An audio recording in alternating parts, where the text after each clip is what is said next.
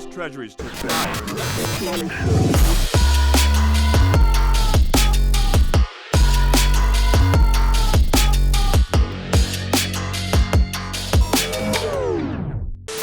Listen up, Rebels. Rebel Leader here, and today I want to talk about cryptocurrencies, most importantly, the launch of Coinbase, which just IPO'd last week. So what is cryptocurrency? In its very basic form, it's a digital asset that you can buy and exchange goods and services online. And it's all using a decentralized blockchain technology. And instead of paying with credit card or cash, it's just another form of payment that's now growing and is becoming more and more widely accepted in the general marketplace. And what I mean by that is it's still very rare that you'll see anything other than Bitcoin accepted at your local restaurants and shops, but it's growing. And I think that's the most important part here. But certainly with the rise of online retailers such as Amazon and all these other big companies, I know Tesla just announced that they are starting to accept Bitcoin now for the payment of their cars. As online retail marketplace grows and everything moves online, blockchain technology and these cryptocurrencies are going to become the main form of payment. Of course, this might take a decade or so, but what we're seeing now is the beginning of all of this. And I would be remiss if I didn't talk about cryptocurrencies as part of your investment portfolio, because it just brings extra diversity to your investments. Now, I'm not saying to go all in on cryptocurrencies. What I'm saying is maybe 5% or maybe 10% of your portfolio should be in cryptocurrencies. It shouldn't all be in the stock market. Maybe sometimes you should have a little cash on hand, but also maybe you might have real estate investments, other people have bonds and stuff like that. In general, you want to diversify, because sometimes when your stock market goes down, your portfolio, like it has been over the past few months, things like cryptocurrencies have been on the rise and it's been rapidly increasing in price, so much so we'll go over the top ones today. But that's basically why you always want to be diversified as much as possible. Let's start with Bitcoin. Bitcoin started becoming big around 2010, 2015, and people were taking a chance just to buy it just because it was interesting. They were just interested in the technology behind it and the new idea of it. Fast forward to 2018, it was at the peak of Bitcoin, and that's when it reached a high of about $20,000. And then it was a Bitcoin crash. It came crashing back down to about $3,000. Now, there is very high volatility, as you can see, in Bitcoin and these cryptocurrencies. That's why people consider it a more risky investment, because there's no stabilization within the currency and it's generally not accepted and not seen as a legitimate form of payment yet. But recently, and I mean very recently, starting late last year, we're starting to see this drastic jump in price in Bitcoin and these cryptocurrencies. 1 year ago today, Bitcoin was hovering around $6,000 to $8,000 per coin. Today, it is hovering around $60,000.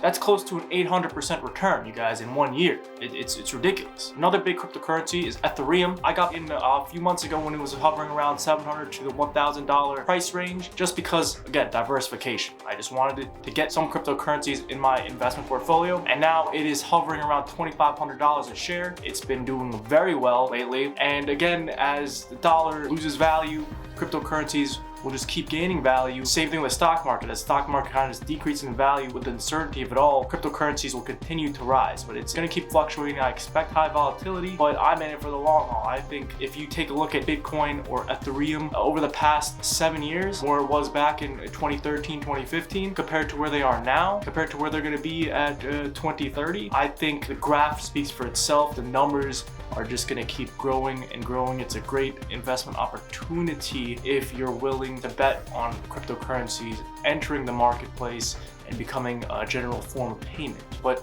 I will have to say that these are not stocks. You are not buying a company or a business. You're not buying anything rooted in true fundamentals here. What you're buying is, again, a currency that you're hoping is going to evaluate over time compared to other forms of currency and investments. I'll briefly mention Dogecoin here because this has been astronomical growth. I'm talking, I don't even know, 100x over the past few months, maybe even more, simply because I think Elon Musk has been tweeting about it. I think there's just this cryptocurrency bubble that they're talking about and everything just being inflated drastically in the crypto market. But despite the concerns, you want to hold cryptocurrencies just because you never know if it will stick, if it won't stick. And that brings us all to actually the main stock that I want to talk about today, which is Coinbase. And Coinbase is a digital trading platform where you can actually put your crypto wallet of sorts, and you can hold and buy and exchange and sell your cryptocurrencies directly on Coinbase. And as that grows, as they could possibly add stocks and become their own specialty market, they can compete with Robinhood and other things like that. It's a very big company. And I mention this because ARK CEO Kathy Woods has been loading the boat. Last week when this company IPO'd, it IPO'd about $350 per share.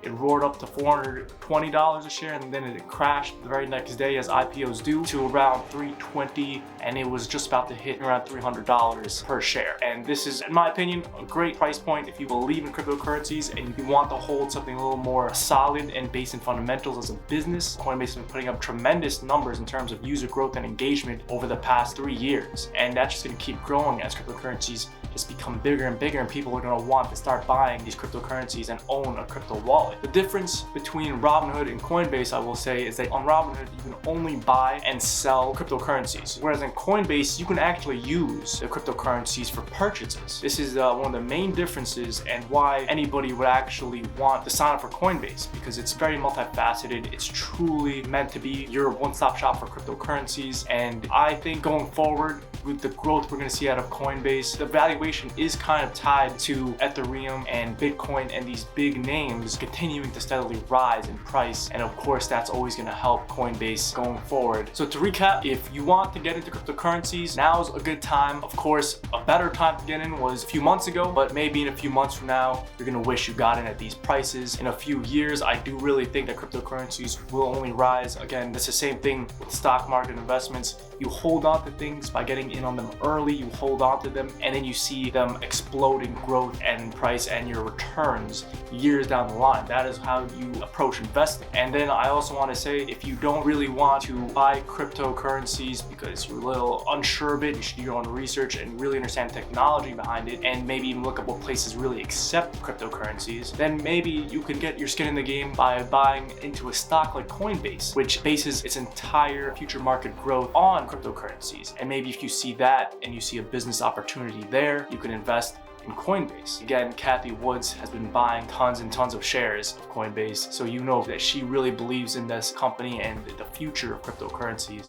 Stay frosty, rebels. Rebel leader, over and out.